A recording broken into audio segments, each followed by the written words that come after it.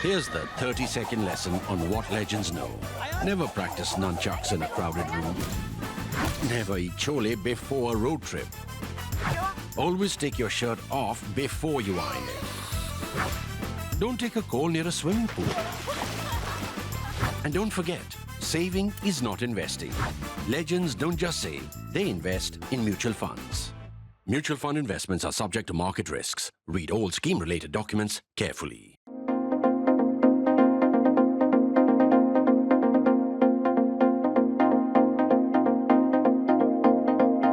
Some peculiar elements about global political Islam.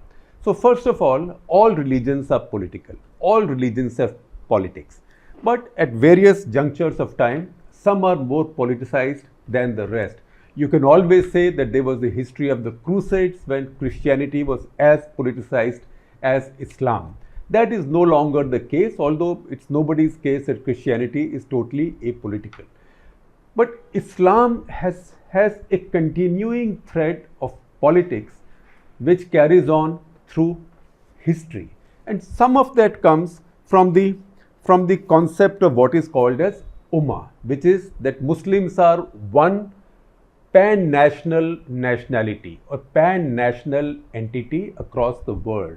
So that's why what happens in Chechnya upsets a Muslim so much that he gets so angry that even while he takes refuge in secular France, he cannot tolerate what he sees as insult to his prophet and goes and kills a Frenchman for it.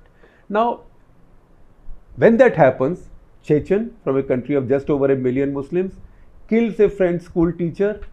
Protests start in Pakistan, Bangladesh, India. You've seen them in Bhopal and Mumbai. You've also seen angry statements from Erdogan and Imran Khan, two large Muslim countries, where their nationalities are not involved in this. So this is what we mean by pan-Islamism, and this is what we mean by the concept of Ummah. So we list 5 peculiar features here for you. Number 1, Muslims are the second largest religious group in the world after Christians. So Muslims are about 2 billion, Christians would be about 2.4 billion. These are not precise, counted to the last decimal point, but thereabouts. Both are scattered across the world. Both do not have major countries, too many major countries where they are in a majority. But there is a basic difference. Wherever the Muslims are in a majority, barring countries like Pakistan, Bangladesh, and I will come to that in a bit more detail. Indonesia, these are large populations. They have different degrees of democracy. If I have to rank them in A, B, C, A being the best, then I'd say Indonesia, Bangladesh, Pakistan. So they have some kind of democracy. But generally, in Muslim majority countries, you do not have democracies. Iran, Iraq, Saudi Arabia, Kuwait, Bahrain, Qatar, Egypt, such as that democracy is, it's very problematic. Syria, a lot of the countries in Africa, a lot of the Muslim population actually is in Africa. If you look at all that, in fact, if you look at, I will count for you countries with large Muslim populations and see how many have democracy of any credible kind. Afghanistan 4 crore, Algeria 4 crore, Angola 3 crores, Bangladesh 15.5 or about 16 crores, Egypt 9 crores, Indonesia 23 crore democracy, India 20 crores, but Muslims are not a majority. Democracy, but Muslims are not in a majority. They have many grievances, but they live in a democracy. Malaysia 1.65 crore only. They are not even such an overwhelming majority, but they are a majority. They have some kind of a democracy, but what kind you see from Mahathir's statements, and Mahathir was until recently the leader and may well be back in leadership again. Pakistan 23 crores, you can figure out what kind of democracy. Turkey 7.5 crores, used to be a democracy until Erdogan began reversing it using religion. Then Iraq 4 crores, Iran 8.25 crores. These are the large Muslim populations. In fact, if you look at the Muslim population of about 2 billion in the world, about 120, 130 crore of that, about 120 will be in all of Asia. And once again, you can count, and then in Africa, how many countries are democratic. So you have this, because of this, you have this peculiar situation that where Muslims are in a majority, and this is a factual statement, I say it without a value judgment.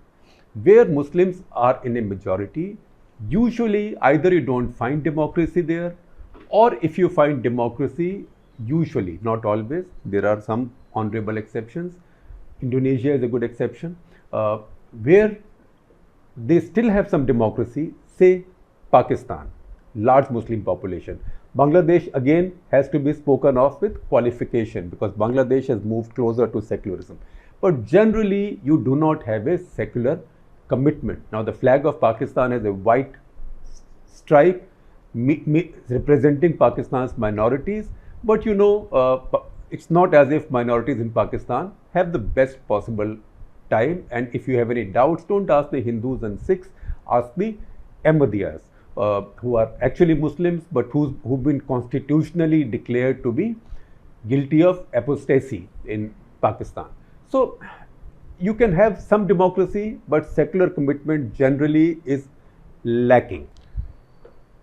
At the same time, in the countries where Muslims have large populations and which have secularism, that secularism is then held to the test of coming up to the expectation of those Muslim populations, as in France. And if it does not come up to the expectation of those Muslim populations, then Muslims outside in faraway countries, India, Pakistan, Bangladesh, Indonesia, Malaysia, etc., Turkey, they start protesting. Why? Because then they see the entire Muslim community as one. So this is the one key feature that we have to keep in mind. The second feature is that because these are populations following one faith, but in many countries, in some in majority, some in not in majority, in some following one sect, 85% of Muslims are Sunni, but about 15%, 10 to 15% are Shia. And there are Shia majority countries beginning with Iran. So that leads to divisions. So a confusion arises between national loyalties and pan-Islamic, pan-national loyalties. And that is a continuing confusion. And you will find very often that when the adversary is another Islamic country, then nationalism takes precedence, as in the long Iran-Iraq war, or what's happening now in Libya or Syria, places like that, or with the whole ISIS thing. But when the adversary is a non-Islamic country or a non-Muslim majority democracy, then pan-Islamism takes precedence. So this is a contradiction which continues with global Islam. In India, we've seen this with Khilafat movement or Caliphate movement, which was called Khilafat between 1919 and 1924. Generally, that is when the Ottoman Empire was being dismantled in Turkey after the First World War, and Ataturk was creating a Turkish Republic and demolishing and burying the Caliphate there. The Caliphate to which notionally Sunni Muslims across the world owed allegiance and took their wisdom and orders or spiritual guidance from. So there was a big protest in India, in many parts of the world, including in India. That was a big pan-Islamic expression. But after that, you find that it's rare that when a fighting starts or when a war starts, even between a Muslim state and a non-Muslim state, that Muslim states all come together on that, under that pan-Islamic banner. In fact, the last time in my recollection, the last time it happened properly and in a large enough manner was during the Six-Day War in 1967 against Israel. In 1973, Yom Kippur War, some of it happened, but not fully.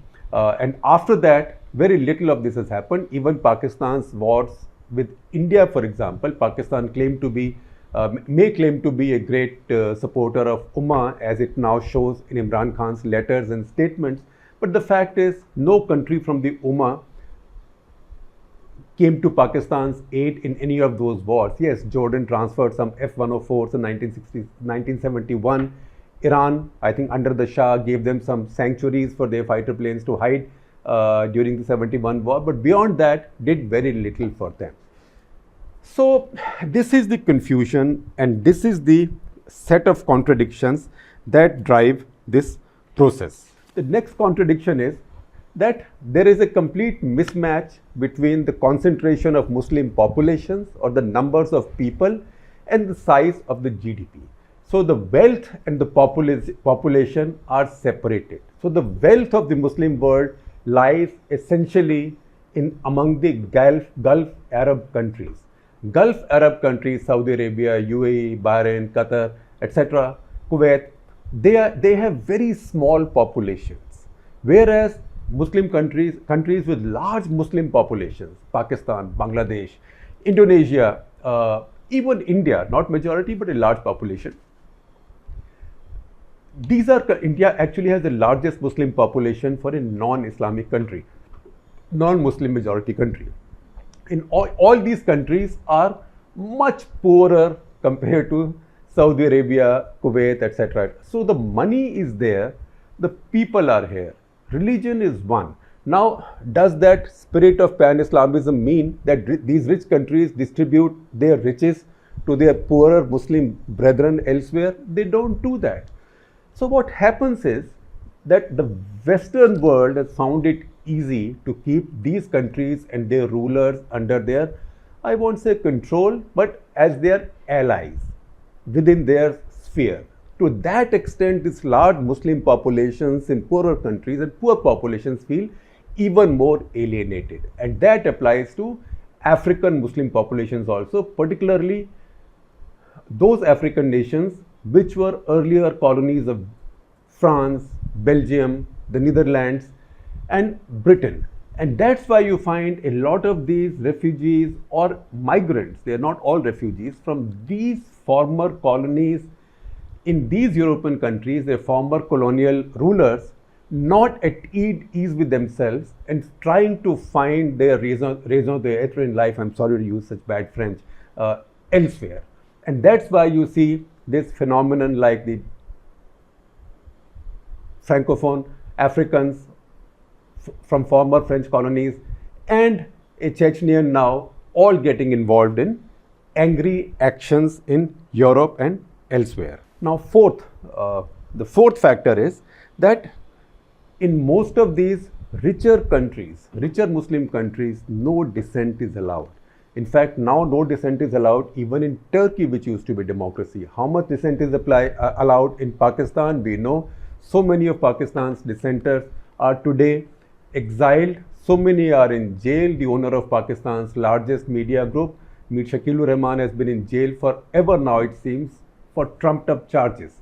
So, because you are not allowed, your democratic impulse is kept subdued, not just subdued, but crushed in these countries. Then you try and seek revenge elsewhere. That is what I mean when I say globalization of revenge. And I wrote an article long ago, of which I am sharing a copy, a link with you, my old national interest from almost 15-17 years ago, which talked about globalization of revenge, and that was written inspired by the 9/11 attacks. That you have these people in Saudi Arabia, other Arab countries, they are furious with their regimes. They think their regimes are dictatorial, they are corrupt, they are stooges of the West, but they cannot speak. They cannot write an article, they cannot raise a slogan, they cannot carry a placard, they cannot put out a tweet, they cannot write a blog, they can't even write a letter to the editor. Because if they do, they could spend the rest of their lives in jail or be discovered with a bullet in their head in some funny place. So what do? They can't protest there, so they protest in democracies where they can protest. So they protest in Europe, they protest in America, and as we see now, following this, what's happened in France, you can protest in India, Bangladesh, Pakistan, etc. But you can't protest in Saudi Arabia. You can't protest in Kuwait, UAE, because UAE might have a majority of its population from South Asia, that is India, Bangladesh. But if they carry out one protest there, all of them will be either sent to jail for a long time or put on the next plane and sent back to their respective countries. So nobody does any such thing because you don't have the right to protest. So then you globalize your protest. You protest where you can. And similarly, because these are national security states with very tough intelligence and very unforgiving military-like systems, you cannot even carry out a revenge attack there. So you go elsewhere and carry out revenge. That's why you go to New York and bring down the Twin Towers, because that's a country that is so open that you can go there, you can get visas, you can transfer money there, or you can train to become airline pilots, and then you can hijack planes and slam them into two buildings. That is globalization of revenge. So globalization of protest, globalization of revenge, then this kind of vicarious use of democracy, because you are angry, you take out your anger in a democracy while you might be angry over something that's happening elsewhere, just as this Chechen boy has done. Now these are the contradiction, and then there is a fifth one. The fifth one is that behind all this, if you look at the history of past 40 years or so, I'm going a decade before the Cold War ended. If you look at that history, or beginning with the Iran-Iraq war, or maybe beginning with Yom Kippur war between Israel and the rest. After that, Israel and Egypt made peace, and Israel and Jordan made peace. But if you go through that period, most wars have taken place in the Islamic world between Muslims and Muslims. So even the wars that took place in Iraq, where the Americans went in twice, they had many major Muslim powers by their side. In fact, in 1991, the first Gulf War, I flew in a Saudi Air Force C-130 from Dhahran to Kuwait on the day of the liberation. The entire crew of that Saudi Air Force C-130 was Pakistani. And similarly, in the next war also, very many Islamic states were partners with America, as in Afghanistan.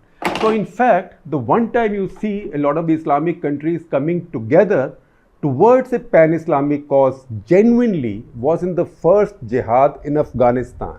And who put that together? Who put that alliance together? It's the Americans who put that alliance together. But once again, that was a story essentially of Muslims killing Muslims. So you have this total mess now. ISIS is Muslims killing Muslims. Too many states, Islamic states that are settled, which have stable regimes, do not like ISIS because it threatens them. Why does the ISIS threaten them? Because ISIS essentially is telling them exactly what they are telling the rest of the world. ISIS is saying all of the Muslims are one nation. We are pan-national. All of the Muslims have to have a caliphate.